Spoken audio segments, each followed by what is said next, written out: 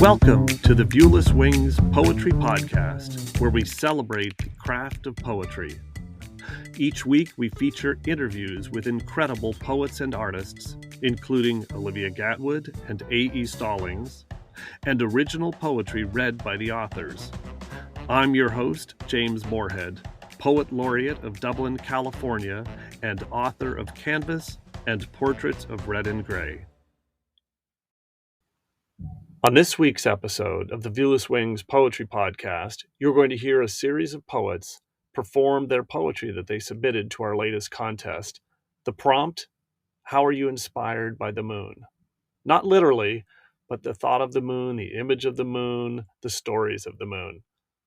Please sit back and enjoy this wonderful selection of poems and poets. Hi, I'm Nancy Cook.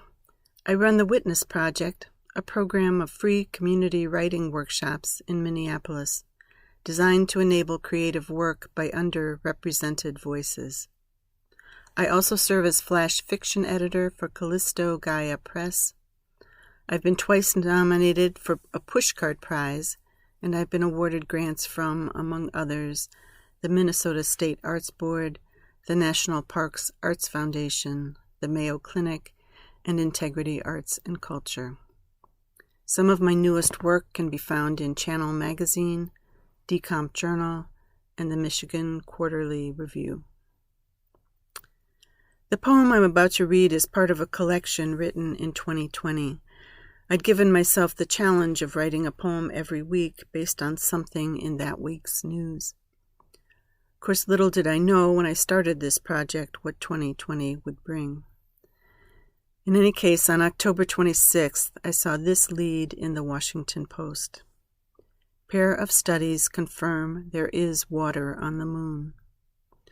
A discovery that came as no surprise to poets, dreamers, lovers and of tales and of myths. And my poem, inspired by this news, is called Moonwater. Could this be what it's like on the moon? Bone-cracking cold, stars sprinkled like salt in a sky soup. Nights like these, we children held hands, the old ones told tales.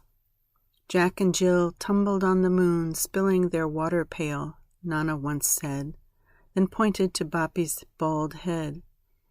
This is where the children fell, she teased, laughing.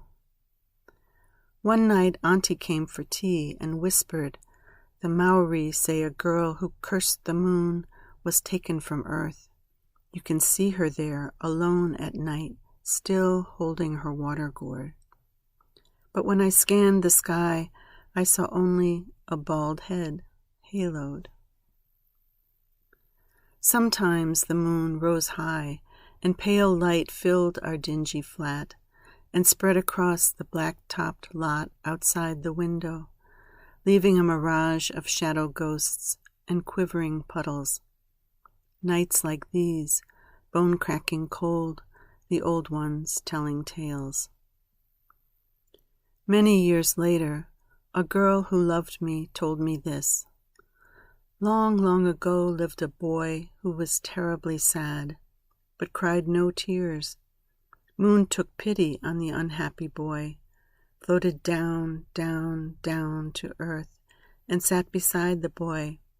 Said, let your tears fall on me, I'll take them to the sky. The boy began to weep, his tears the very first tears on earth. Moon blessed the boy, and ever after, Moon has carried that boy's tears on her travels across the sky. Full moon nights, we can see those tears spilt from lunar eyes.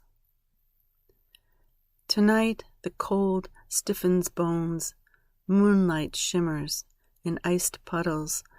We step gingerly like astronauts, my children holding hands under stars sprinkled like salt. The 9-year-old says scientists have found water on the moon. I kiss their heads. I tell them tales of long, long ago, of shadow ghosts, of children lost and spills and tears. I tell them, we are a people crying for the moon. We are a people thirsting for that which someday will survive us.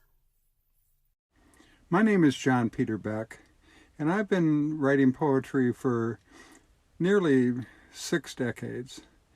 During that time, for the last 30 years, I've been a professor at Michigan State University in a unit called Our Daily Work, Our Daily Lives that looks at the intersection of work and culture broadly defined. This poem, Moon, is going to be read without a lot of introduction because it's such a short poem. But I give it to you in this special issue because I think that it's wonderful that they've brought together all of these poems celebrating the moon. It is not the full-faced leer, the late-night voyeur peeking in the window, pulling at the tides, brightly troubling our sleep. It is, instead, the Cheshire cat's smile of remembrance, faint along the rim, hiding in the clouds, shyly revealed as the veils slide the bare shoulder of the hills and fade into the trees. My name's Carmine Di Biase. I'm a professor emeritus of English literature at Jacksonville State University, and I'm really pleased to have this opportunity to have my sestina on Midsummer Night's Dream published by Viewless Wings. I really appreciate the opportunity. The poem is part of a group of 3 sestinas in the voices of Shakespearean characters. And I chose the sestina form because it's a very strict, restrictive form, and because I began with Lady Macbeth, who is a trapped character, and I felt that such a constricting form, even a claustrophobic form, would be appropriate for such a trapped character. And it's part of what makes the form so tight is that every line of every 6-line stanza ends with the same 6 words, and they repeat themselves in a very strict order as the stanzas unfold. And the last stanza is only 3 lines, but each of the 3 lines must contain 2 of the 6 words. So it's a very constraining, very tight form, and the trick, it seems to me, is to make it sound unforced. So this is a Midsummer Nut Brown Ale is the second of 3 sestinas that I'm collaborating with James Woodward, who is our resident composer and filmmaker, and he's making film shorts of these poems. And we've completed the one in Lady Macbeth's voice, and we're working on one based on King Lear, and eventually we'll move on to Midsummer Nut Brown Ale. Midsummer Nut Brown Ale. I'm not some common fairy, some jackass born low with no ambition but to serve. Now mustard seed and cobweb, oh, they love to fetch the bee from its sweet, pregnant flower, and to their pampered master bring the juice. I roam free, guided only by the moon. I can round the earth, even reach the moon, if I am rested. Could a tethered ass fly like me to the west, find Cupid's juice, and by sunset have it ready to serve to some sleeping dolt? Squeezed out from its flower, it can move cold cobblestones to hot love. Yes, I blundered. I made the wrong boy love. They all looked the same under that pale moon. That boy, what chaos, wanted to deflower the girl on sight. Oberon kicked my ass for that whole mess, said I did not deserve the privilege of handling that rare juice. But this fine pint of nut-brown juice will make me whole.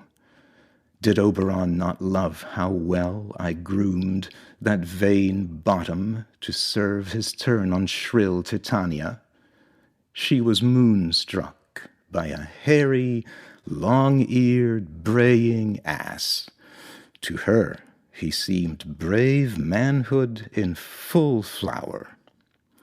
And you, Hippolyta, you old pressed flower, you trophy bride, already out of juice on nuptial day, you desiccated ass, when Pyramus and Thisbe's tragic love became a comedy, the very moon smiled on those actors who had come to serve their story to you. May your bile preserve that frown of yours, that rumpled cauliflower poor Theseus kissed on his numb honeymoon. So may you warn the young, whose brains the juice of life addles. Let's talk no more of love. Raise high your glasses to my favorite ass. Bottoms up. Serve me one more nut-brown juice. Have I offended you, my flower, my love? If I should moon you, kindly spank my ass. Our next poet, Beatriz Seelaender, is a Brazilian author from São Paulo.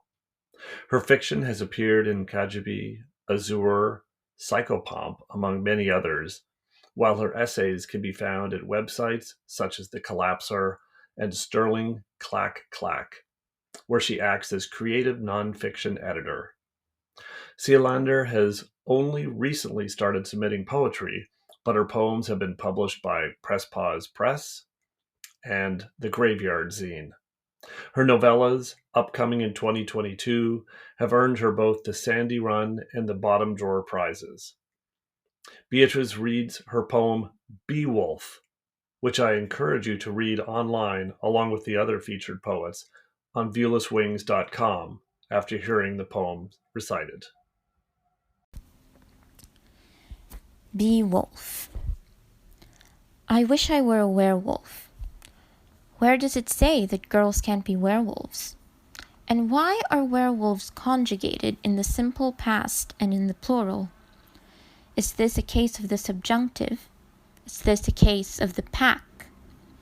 See, if I were a werewolf, such are the questions I would ask. Other werewolves and the moon, with whom canines in general share a vocabulary. Because unless I have been mysteriously cured of my supposed affliction, I would still be a werewolf while in human form, an action in progress, a condition latent under lunar circumstances, yet not untrue under the light. If one has been a werewolf and will most likely keep her shifting form indefinitely, would it not be appropriate to use present perfect? A bean-wolf or speen-wolf? A bee-wolf, not a wasp. A bay-wolf. Aren't dogs the real werewolves, in the sense that they really were wolves, yet are not wolves anymore? Isn't a particular canine of that species actually a waswolf? Aren't former werewolves werewolves to the power of 2, or perhaps to the power of 0? Aren't we already admitting to the non-existence of werewolves by putting them in the subjunctive? What about actual wolves? Are they are wolves? Is that one an is wolf? Do they refer to themselves as am wolf? Are prehistoric wolves will wolves, or perhaps a prepubescent werewolf? Romulus and Remus and Mowgli would be wolves. I bet that's what they're asking the moon. Yes, I would howl about unsatisfactory grammar, even if I were a werewolf. If I were a werewolf, I would ask my pet waswolf about her uncensored opinions and ask her not to pee on the carpet. To conclude this week's episode of Moon-Inspired Poetry, I'm going to read my poem, The Moment Before Totality. Sun, in fusion born to burn 10 billion years. They pray to me, Ra, Majek, and Mahir in stone temples under my golden hue.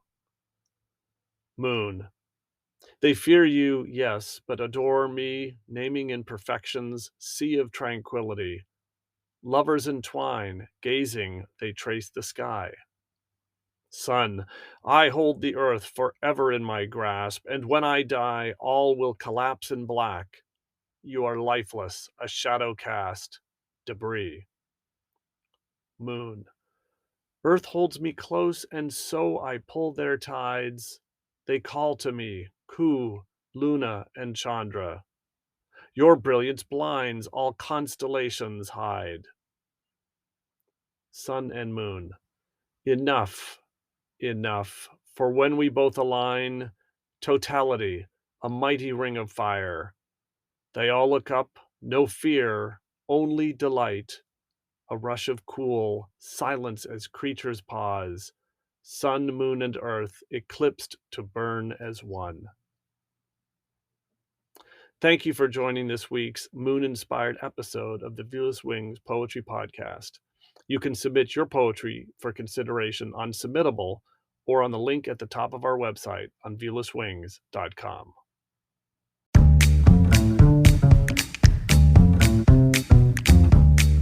The Viewless Wings Poetry Podcast is written and produced by James Morehead. You can follow me on Twitter at Dublin Ranch, subscribe to the Viewless Wings Poetry Podcast, and follow us on viewlesswings.com or on Instagram at Viewless Wings.